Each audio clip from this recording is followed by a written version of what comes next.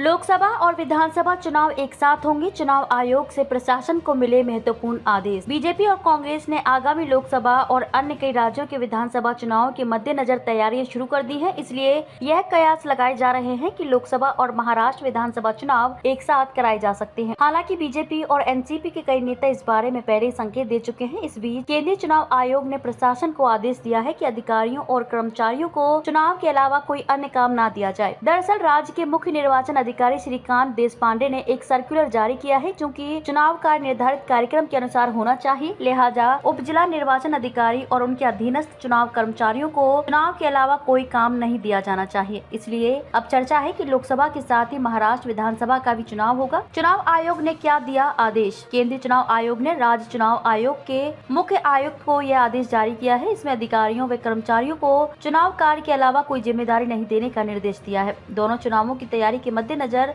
अधिकारियों को निर्वाचन क्षेत्रों में मौजूदा हालात की रिपोर्ट तैयार करने के लिए कहा गया है। महाराष्ट्र और हरियाणा विधानसभाओं का कार्यकाल अक्टूबर 2024 में समाप्त होगा, जबकि लोकसभा चुनाव अप्रैल 2024 में होंगे। इसलिए महाराष्ट्र और हरियाणा की विधानसभा को भंग कर लोकसभा के साथ साथ दोनों राज्यों के चुनाव कराने की अटकलें लगाई जा रही है। चुनाव आयोग के अधिकारियों ने राज्य में विधानसभा के साथ साथ लोकसभा क्षेत्रों में वोटिंग मशीनों की तैयारी, संचालन, निरीक्षण और मतदाता सूची तैयार करने का काम शुरू कर दिया है। इस बीच केंद्रीय चुनाव आयोग द्वारा राज्य निर्वाचन आयोग के अधिकारियों को कोई अतिरिक्त जिम्मेदारी नहीं देने के निर्देश के बाद से लोकसभा और विधानसभा चुनाव के एक साथ होने की चर्चा तेज हो गई है।